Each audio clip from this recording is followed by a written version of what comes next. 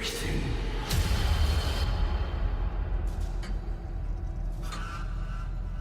Your suffering is almost at an end.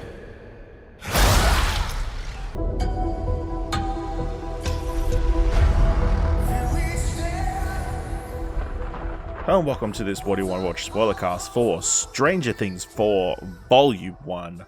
I'm Ashley Hobley. Joining me today, Dylan Blight. Happy to be here to talk about the show that I've learned isn't actually the final season. What? Yeah, shocker. I don't know how that's passed you by, but yes, this is not the final season of Stranger Things. I really thought it was.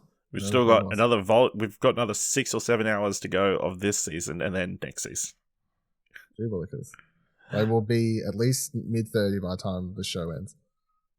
Potentially? I don't know. I don't know when they're going to shoot the next season. It's like they better get on it fast because they're already trying to cover up their age, and you can tell. All right. Please be aware we will be freely discussing anything and everything about the plot, themes, and ending of the series so far. So if you haven't watched it, come back later. With that said, let's jump to our discussion of Stranger Things 4, Volume 1. Credited by the Duffer Brothers, directed by the Duffer Brothers, Shawn, Levy, and Nimród Antal. Written by the Duffer Brothers, Caitlin Schneiderhan, Paul Dichter, Kate Trefry, and Curtis Gwinn.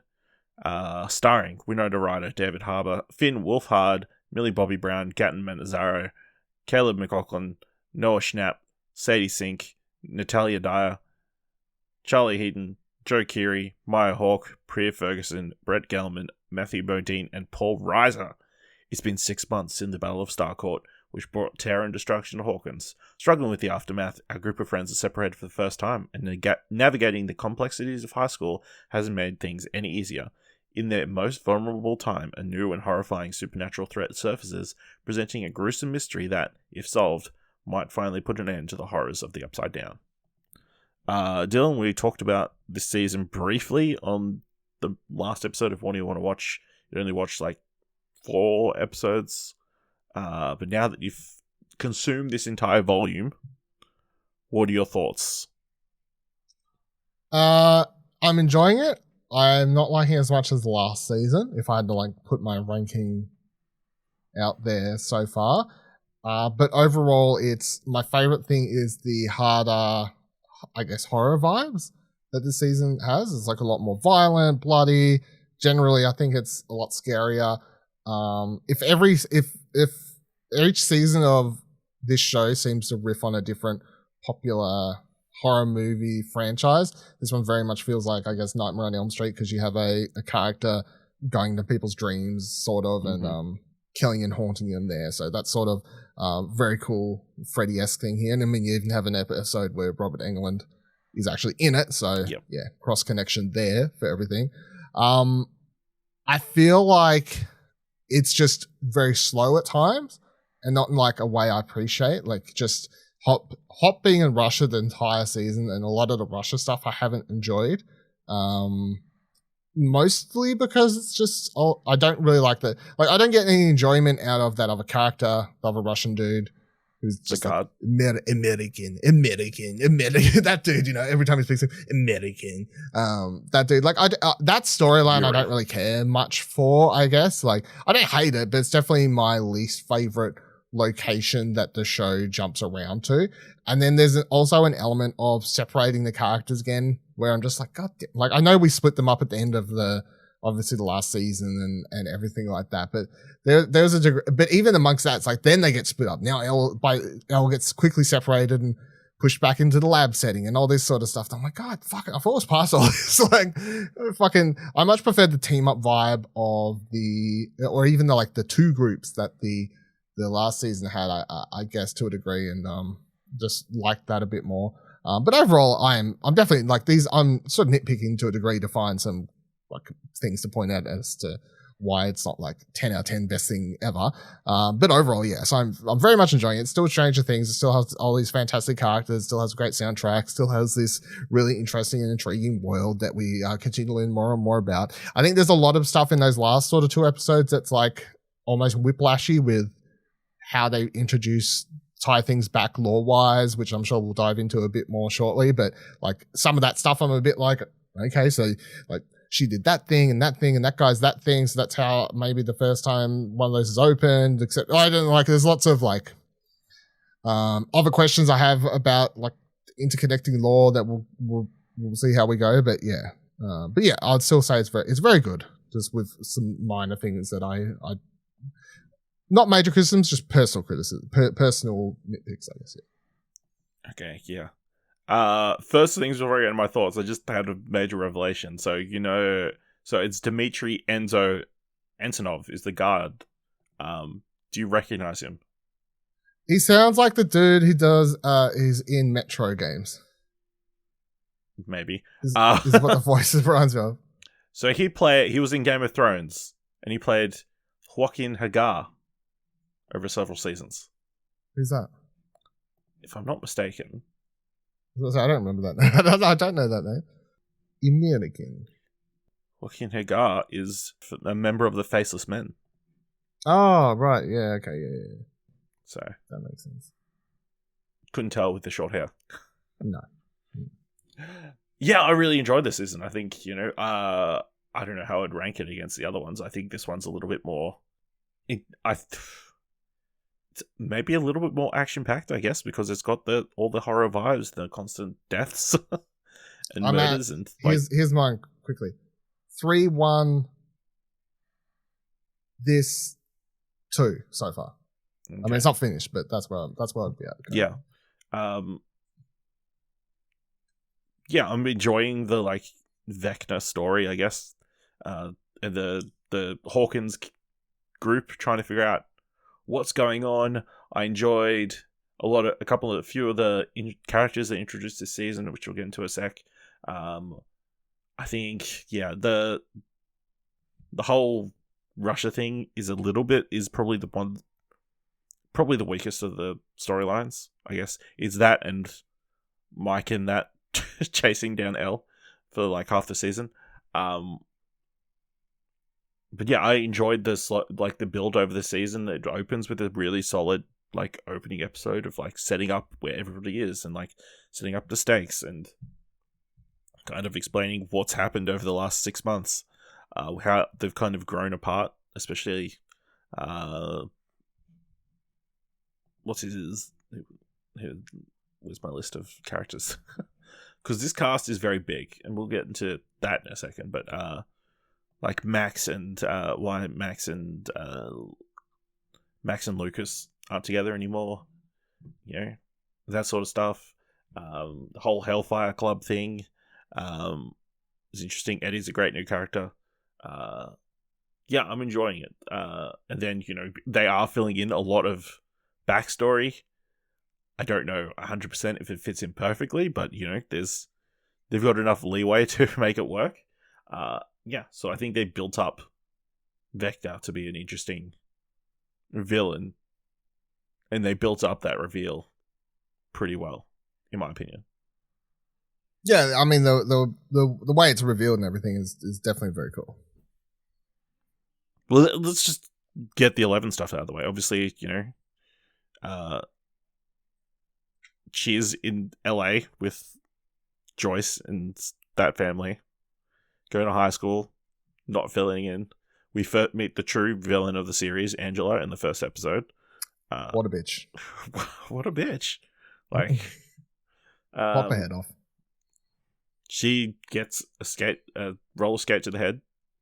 Deservingly. Not enough damage. Lucky she got off of just that, if you ask me. Then Elle gets arrested. Don't think that's legal, but I mean, it is assault, but yeah, she seems to be. She's a minor. Right. I mean, she's probably going to like juvie, right? That's the thing. I don't know. I don't think. I don't know. Maybe I'm just. I know about the juvenile delinquent system in America. Yeah. I assume they just put everybody in the same jail. Don't split them up. But yeah, she's abducted by what's his face, Paul Reiser. Because they need to get her powers back. It's very important. We get Matthew Modine back. I don't think he has been back since season 1. Like only in flashbacks. Only flashbacks. I don't. Yeah. I can't remember what happened to him. To be perfectly honest, he just disappeared. Like he just like. He was there and then he wasn't. I don't remember. I don't remember him dying. All I know is he was there and he wasn't. Yep. And now she's been put in this think tank, going through old videos with incredible technology that definitely is utilizing VHS tapes to trigger memories. And then we get, it gets revealed that, 11 didn't kill everybody, which I think that was the impression at the start. The first scene of the season, they show you her killing everyone, and then. But even like the first season episode of the show, right? I don't recall that being a thing. Maybe it wasn't. I just don't remember. She killed everybody, opened the worm, the upside down hole, and escaped. Yeah, I don't know. I can't remember how they portrayed it. But yeah, all that was interesting, even though it's super creepy whenever they do the CGI of young 11, the de-aging. I don't think it works super well on a kid. I think it's okay. I think it works because they use it sparingly. Yes, I think it's fine. I don't think it's super bad. I've seen some people tweeting that it looks terrible. I don't think it looks terrible. I think it looks serviceable for the small amount they actually chose to use the actual child. They do it periodically, just I feel to remind the audience that although you're looking at current age Millie Bobby Brown, that it's like, oh no, this is a flashback. Remember, they just every 5 minutes they switch out to the younger CGI faced version, which apparently is a real actor on set. There was a picture that I saw going around Twitter. Yeah, I would assume so. That's how the thing. They just deep faked her face onto the kid. Yeah. And then we get the reveal that one or Peter Ballard or Henry Creel has been manipulating 11 this entire time to give him his powers back so he can escape. Very I'm sure there is something that's done this very similar storyline before, but yeah, it's because of him that 11 opened up the Upside Down, set him in there, and then he became Vecna over the last 4 years or whatever it's been, in theory. Yeah. Yeah, so he's just been chilling out. I don't know. Chilling out, building his powers. Casting spells, and I still don't fully understand. So he's trying to tear the worlds apart completely. Is that what the go is? I guess so. He doesn't really make his plans clear. No. I mean, he just says he hates humans, and yeah, so obviously it turns out he was the son of Victor Creel. Victor Creel's thinking he was possessed by a demon was actually his son having psychic powers and fucking with him because, yeah, why not? Which is scary. Isn't that terrifying? It's like an Omen or whatever. Or any of those scary children movies. You know what I mean? Yeah, so great setup, great reveal, especially with you've got him, he gets into the mind of Nancy and is telling him at the same time. I think they tied the multiple storylines all well together to all work together to tell this. They're all learning the same thing at the same time. Yeah, with us. It's out. Yeah, with the audience, yeah. Yeah, so I really love that. And then, we're kind of left with Nancy, I don't know if she's going to live the rest of the season. I mean, somebody's got to die. This cast is too big. Yeah, I was thinking this, they nearly kill Steve. I'm like, damn, Steve's going to die. Man, what a way to end that episode. Steve getting chowed down on by these bat creatures. Because, the first one, stabs him. I'm like, oh, yeah, he can survive. And then the second one, stabs him. I'm thinking these stabs are, pretty good puncture wounds. So, my dude's fucked. And then I was like, it's kind of sad for Steve, but I mean, someone has to die in this show eventually. The fact these kids, no one dies. It gets a little bit in a movie. You can be like, all right, it's 90 minutes. You watch this shit for 4 or 5 seasons. Eventually, how did none of these kids die? Barb dived royal death ends. That's what it was. Yeah, maybe. Good tying it back to her again. He will die. The new character. because they always die. Eddie, yeah. Yeah, Eddie will die. I don't know. Yeah, potentially. Probably. I really like him, though. I think, I mean, it's super sad how he just goes on the run and feels like shit. But, like, he was really charming in that first episode. Like, when Whoever gives his big Hellfire speech, and then he's talking to Chrissy in the dark while he's selling her drugs. Like, that was cute. Annoying. Nice. Yeah, I quite like him. Kill off Nancy's boyfriend, I guess. What's his name? Will's brother? Jonathan. Yeah, kill Jonathan, because then Nancy gets back with Steve. And they don't have to worry about it. Do you feel like they should get back together? They're clearly going in that direction. Oh, they're clearly going in that direction. Yeah. Should they get back together? Sure. What do I care? I'm neither team. I'm hashtag no team. I'm like, whatever. They're living apart. You're young. Whatever. Who cares? You're hashtag. You're for Robin and whatever girl, Vicky. I want to say Robin and Vicky. Sure, yeah. She likes boobs. She likes boobies. She likes boobies. That was a funny part, actually. Just like tying that in. See, I saw someone complaining online that was like, "This is sexualizing women and this scene is pushing the idea of sexualizing women." I'm like, they're teenagers in the 80s. They're teenagers in the 80s, and they're literally, it's like talking to a gay woman, like saying like, this girl's definitely gay and you should ask her out because she's pausing on boobies. I'm like, let's fucking, like, I think it's pretty chill. Let's just calm down. I mean, it's equal opportunity because then we get Steve with shirt off for like half an episode. Yeah, to the point you had to be gave him his denim vest. Yeah, denim vest so he can chill out. Yeah.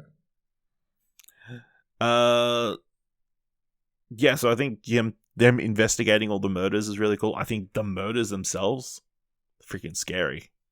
Like all your body bones, like cracking, being possessed, floating up in the air. They're really popping off. So Vecna is like hitting people who have either depression or like suicidal thoughts, or I don't know. What do you think is his gateway into people's minds?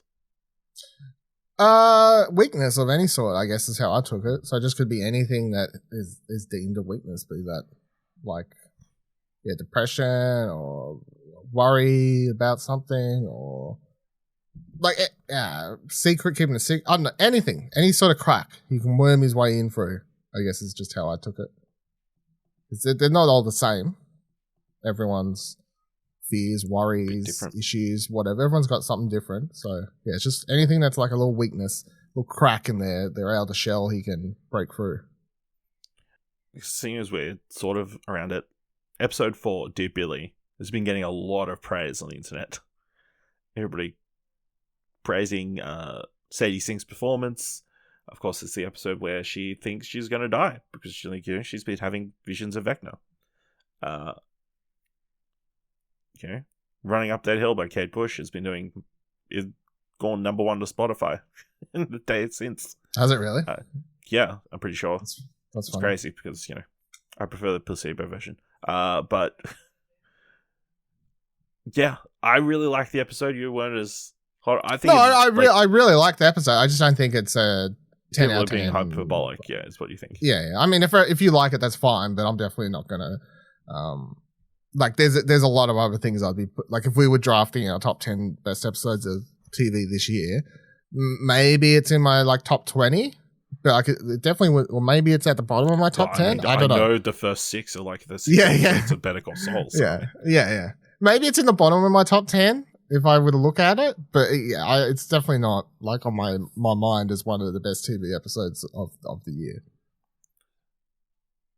Yeah. Still a great episode. I mean, I don't want. Yeah.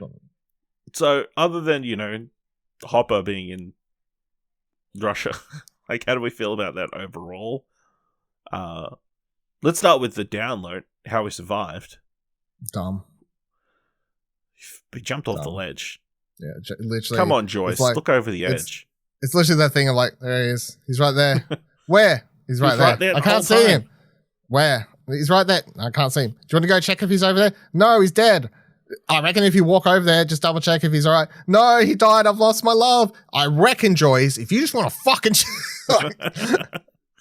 Yeah, it's dumb. It's a bit dumb because it's not even a thing where you could be like, man, they just decided to bring this character back after one season. It's like, no, they knew they were bringing it back because they had the teaser for the Russia teaser at the end of the last season. So they chose to write him off in such a way. And then I think they were literally like, we'll figure out how to make it work next season. Yeah. Guess what, guys? He didn't. It was a dumb explanation. Whatever. It's not the end of the world, but it was a dumb scene. Yeah. So now they took him back to Russia. Been torturing him for ages. Now he's in prison. Like working on the railroads. Yeah. Yes, you do. I mean, he tries to do the whole Great Escape thing, you know? Yeah. And he would have gotten away with it too if it wasn't for that damn Keery. Damn Keery. Double crossing him. Yeah, I didn't trust him from the moment he showed up. Absolutely. I do enjoy the Joyce Murray combination.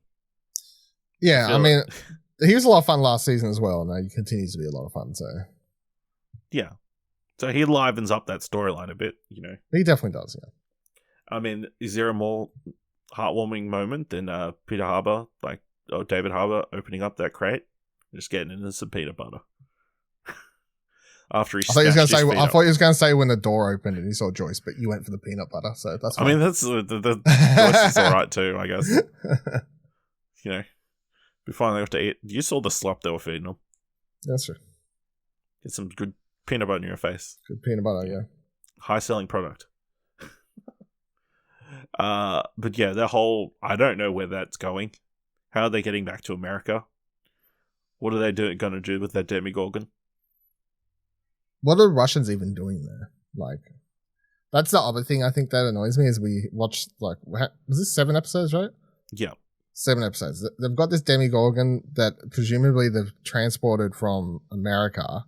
Mm-hmm. They're keeping it alive to just because reasons. Because they should keep it alive. Are they trying to make another portal? Like, we never learn anything in these 7 episodes. Are they still trying to make a portal? Are they still trying to get back to America to do, like, what are they doing? Like, what's the go? Other than just having a prison, trying to torture him and find out where Joyce is because reasons, and then keeping a Demigorgon alive because reasons. Like, what are they actually doing? I have absolutely no idea. Yeah, see? There's a whole bunch of possibilities. I mean, it is during the Cold War. They could be, like, testing on it and, like, see, like, human, like, cloning or who knows, like, weird science shit, potentially. It could all just be stuff leading to season 5. Yeah. No, the other thing that's really weird watching this? What? Russia. Yeah, I guess. I mean, they were the bad guys last season, but this season... They're very much bad guys. They're the bad guys. They're very... Yeah. Absolutely. How easy it was to just fly over to Russia. And that... yeah. So then we got Will, Mike, Jonathan, who has why his whole explanation as to why he's not getting back together with Nancy. Crazy. Makes no sense. Just pull the pin if you don't want to go to college together. You know what I mean? Just rude.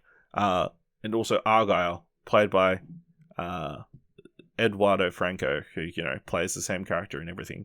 But, you know, he does it very well. Plays a stoner very well. Yep. Plays a stoner very well, you know. After they get ditched by 11, you know, they have to go chase it down. Like, they find some number which has got some sort of dial tone to it. So they have to go visit Susie, which is very amusing. I actually did quite enjoy that Susie stuff. But I was going to say real quickly, that scene where the bad guys, army dudes, like, burst into the house. Oh, yeah. That was a pretty intense shootout scene. It was.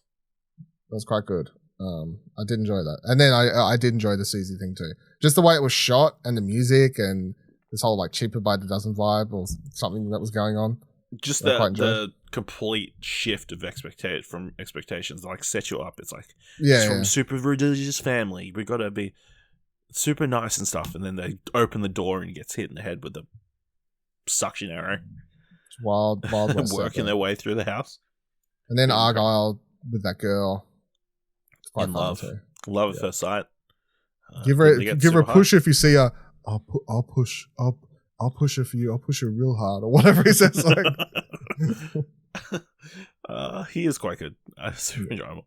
Also, it's very messed up that they just bury a body in the middle of the desert. I mean, they got to get rid of it. I understand why they. I mean, yeah, it's fucked up the kids that are doing that, but like they weren't going to take it with them.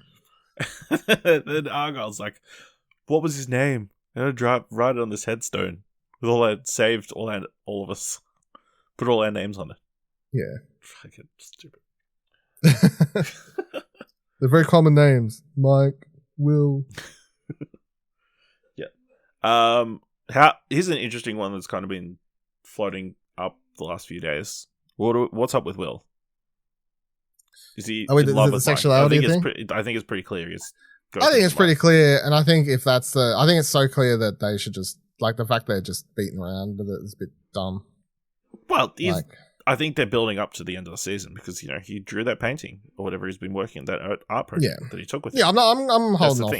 I'll hold off fun thoughts until later, but yeah, because if they're gonna do one of these, like, he is, but we're not gonna say it things. I'm like, oh, why? Like, why bother? Just say it. Yeah. Any other points we feel like we need to hit? Also, say Jake and his basketball buddies. They're like, it was Angela, Vecna, Jake and the basketball buddies.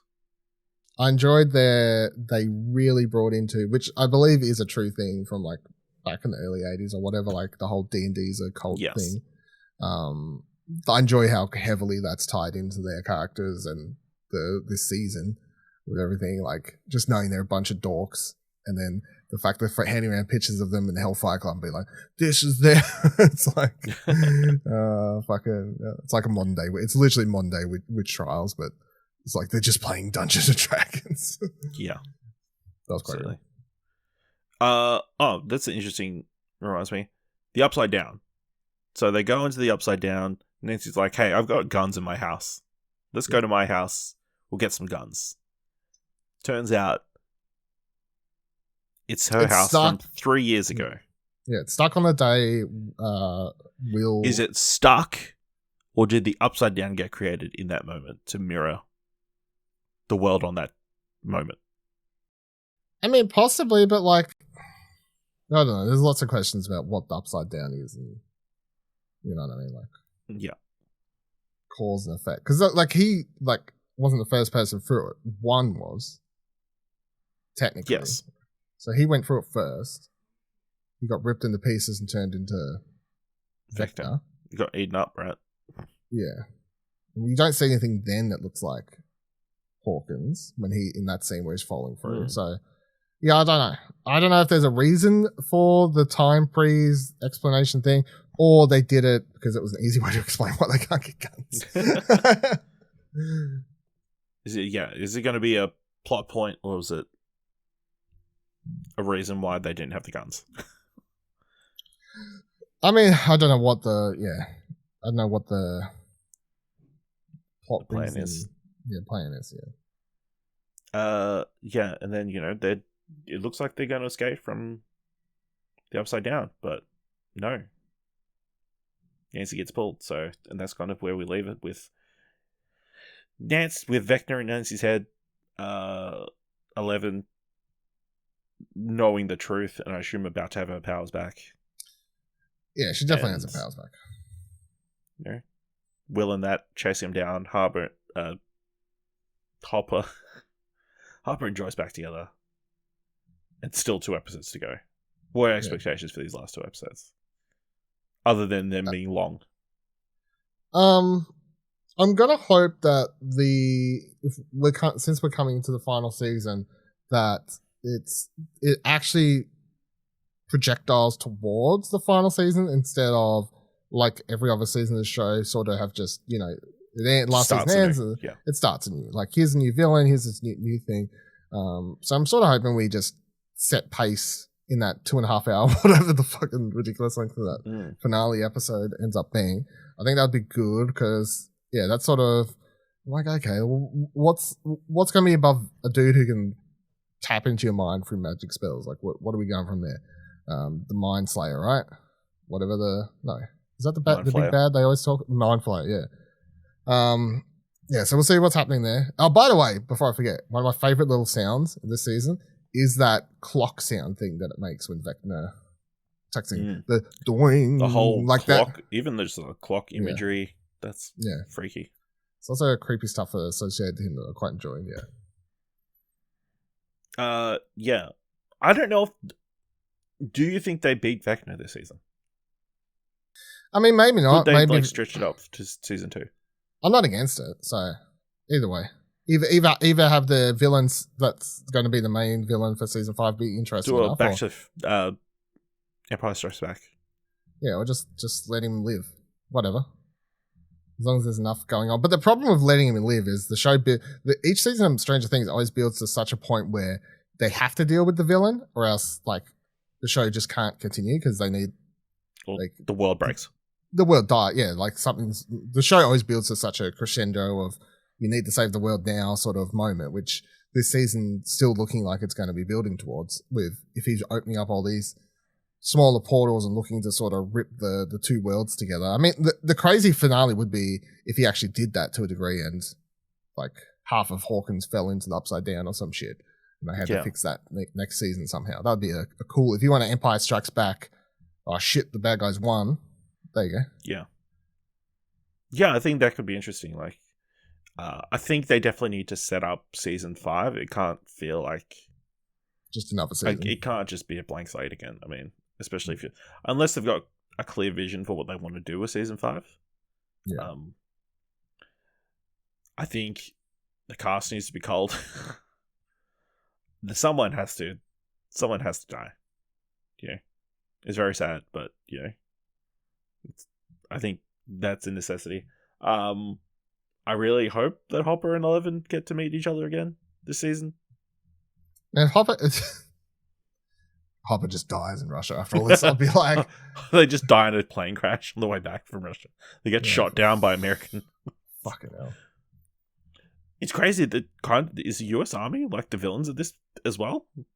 I mean, they're the ones torturing the dude. Yeah, they've always been the villains. Even if it was just a scientist, it was still part of the military and stuff, right? Yes. US government. Yeah. Any other predictions or like wants or? No, I don't know. I don't know where we're going. I don't know how we stretch out another like 4 or 5 hours, however long, 6 hours, however long's left. Ridiculous amount of time that's left in the season. I don't know, like how it doesn't seem like that much is left. Like watching that 7th episode, it actually felt like the penultimate episode of the show, really. So, yeah, I don't know. I really don't know. All right. Let us know what you thought of Stranger Things 4, Volume 1, by letting us know on Twitter by going to explosion.com/Twitter, or you can jump in our Discord and let us know there by going to explosion.com/Discord. If you want to help us out here at What Do You Want to Watch, leave us a review on Apple Podcasts or on Podchaser, or tell people about the show. Leave it 5 stars. Anywhere you can leave 5 stars. And if you like this episode, thought it was worth $1, head on over to our Ko-fi page at explosionnetwork.com/support. Thank you very much for listening. Until next time, keep running up that hill. People say Hawkins is cursed. They're not way off.